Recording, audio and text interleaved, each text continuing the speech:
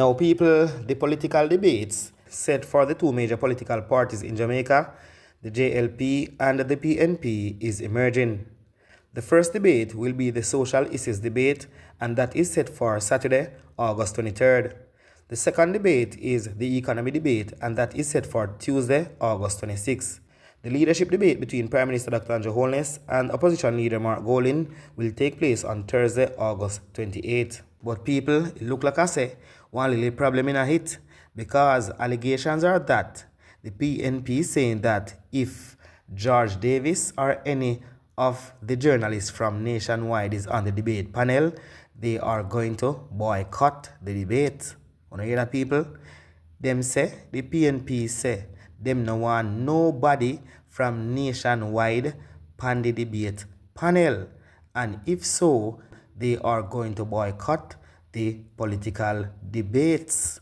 But right now, Cliff Hughes attack about things. Cliff Hughes expose who shoot up in place, and Cliff Hughes say him now bow to nobody. And when he say nobody, you know already know who him attack. So people, make we just sit back, relax, and hear what Cliff Hughes have to say about this, because right now he's saying that a long time he is on blacklist, or he is blacklisted by them. So make we listen. Now, election-related matter. The first debate for the 2025 general election is set for this Saturday, August 23. That's the word from the Jamaica Debates Commission. The JDC says the first debate will focus on social issues. The second, which will be held on Tuesday, August 26, will focus on the economy. The first and second debates will feature three-person teams from the JLP and the PNP. The final debate for August 28 will be a leadership showdown between the Prime Minister and the opposition leader. All three debates, yes, each of them will last for 90 minutes, all right?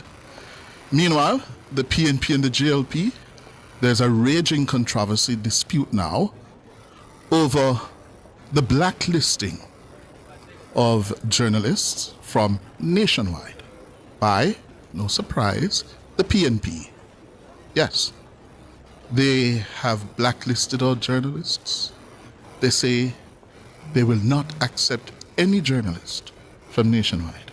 And in the case of one of the moderators proposed by the Debates Commission, or Deputy Executive Editor, George Davis, the PNP over the weekend said, if George is a moderator, they will not show.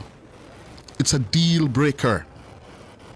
We don't know if that continues because they had not put that in writing up to, I gather, early this morning.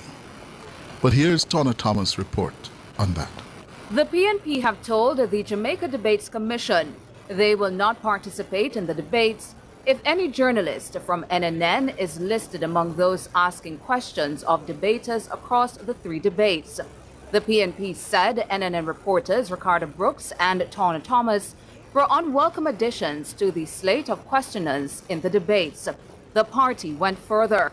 It told the commission that the presence of George Davis is a deal breaker, noting that any debate that Davis is a part of in any capacity will be boycotted by the PNP. Firstly, what is it that George Davis, Ricardo Brooks, and Tonna Thomas could ask the PNP debaters that's driving such fear into them, that they do not want the three on the panel? What is it that George, Ricardo, and Tonna could ask the PNP debaters? Why are they so vehemently opposed to the point where their representative on the Debates Commission, Colin Campbell, a former journalist, has reiterated several times that it's a deal breaker if George Davis is moderating the debate on the economy. In other words, they're prepared to walk away from the debate. If any nationwide journalist is participating, what power do we have that they are so afraid of us? What? That's the question I've been asking myself since this issue emerged over the weekend. George, Brooks, and Turner. Why wanna make the PNP people afraid of you? You want to tell me, say, the PNP leaders can't manage George, Turner, and Brooks? Think about it. What is it they are afraid of? So let me begin this segment by looking at the role of the national debates in the electoral process of Jamaica. The debate started back some 23 years ago, in about March 2002. Yeah? And it started on the initiative of the Media Association of Jamaica and the Jamaica Chamber of Commerce coming together to implement a series of national debates that were dubbed Jamaica Votes. The name Debates Commission was informally adopted and then subsequently evolved into the Jamaica Debates Commission. And in the first iteration of the debates in 2002, there were 3 debates planned: economic development issues, social development issues, and governance. Yes? Bruce Golding, Audley Shaw, Omar Davis, and Burchell Whiteman debated. The leaders' debate between P.J. Patterson and Edward Siaga took place on October 10, 2002. And both debates were carried live on the major media outlets in the country. The role of the debates is principally to test and scrutinize actions, conduct, policies, plans of those who aspire to lead, to see how they stand up under scrutiny, to see how the leaders on that podium perform under the glare of the lights, how well they're able to articulate their views and to stand up under pressure. Yes? It is part of the development of the democracy. In fact, I posit this morning that debates are a sign of a maturing democracy. 2002, we were 40 years old as an independent country. 40. And for the first time, we had debates. And it's a sign of the maturing of the democracy, because the debates serve to shift the contest of ideas, policies, and actions from the political battlefields on the streets, where we have descended into violence and mayhem in the not too distant past, you know. That's why we have debates. We are to have those contests of ideas in front of the camera so the Jamaican voter can look on and assess who is signaling that they're better able and prepared for the job of governing. That's what the debates are for. And that's why the debates ought to take place with the full participation of the major contenders for high office in Jamaica. Let us not lose sight of that. But, and this is where it gets rough on us, there have been attempts to fix the debates, to set the wicket, to give one or two of the parties an advantage. And that's what we're seeing here by Colin Campbell and the PNP. In other competitive democracies, where national debates are now almost routine activities in the run-up to parliamentary and presidential elections, the debates are organized by commissions of well-thinking persons outside of the political parties. The commissions or the commissioners have to so conduct themselves, you know, that they can command the confidence and trust of the public and the political parties. The best practice is that the commissioners choose the panel of moderators and questioners. Why? Simple. if the political parties are allowed to do so, what that would mean, they would have virtually veto power over that most critical of decisions in organizing the debates. Yeah? Because in a free and fair democracy, there will always be perceptions about the politics of journalists and commentators over time. Yeah. Over time, I've gone through iteration of being branded a dirty PNP boy from East Kingston, turncoat now, Labourite. Yeah. I've been at it for 40 years. I do commentaries, and therefore people form their perception, wrong or right. So you cannot allow political parties to decide who is a moderator or a commentator.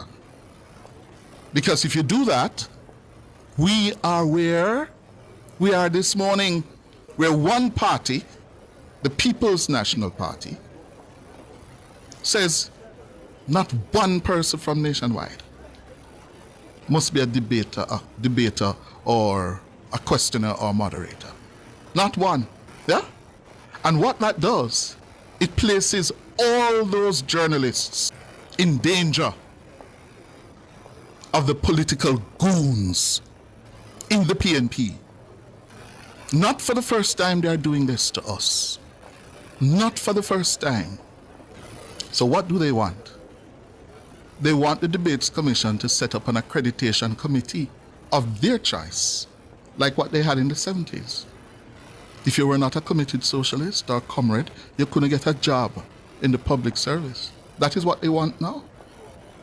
An accreditation committee that says, oh, journalist A is one of us, so they must be on.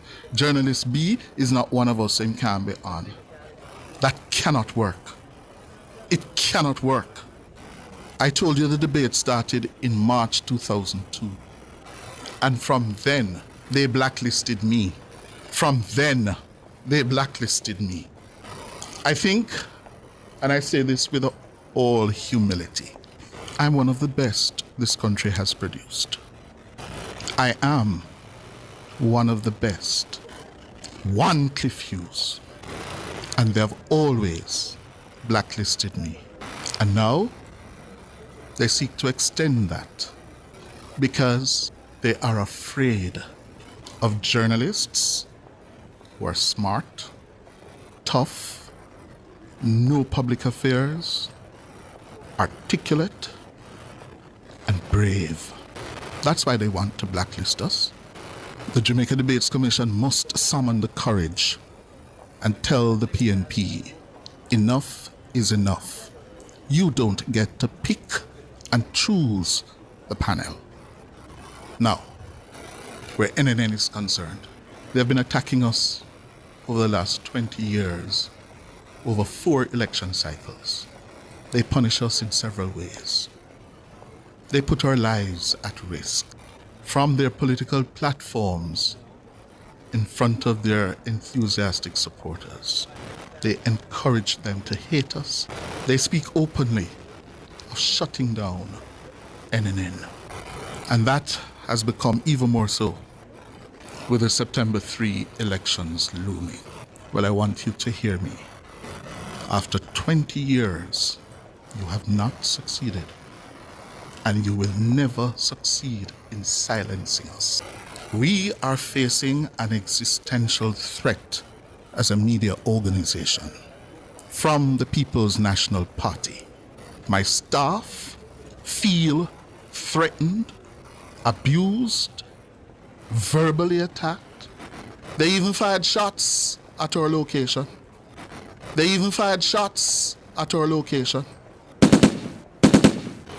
And we have not bowed. We will not bow or cower to you. We will stand proudly with our professionalism intact. We'll continue to cover you all fairly in our news bulletins, in our commentaries. But we will never be intimidated or bow to you. Jamaica demands no less of us. My late great headmaster, Wesley Powell, told me, as a 12-year-old boy in 1974, entering Excelsior for the first time, you're all here because of your country. Your country is financing your education. You have a duty to make the best of that opportunity and to serve your country. I have chosen to serve my country as a journalist and broadcaster, public commentator. I don't serve political parties. We will not bow to you. Stop it. After 20 years, you ought to stop it by now.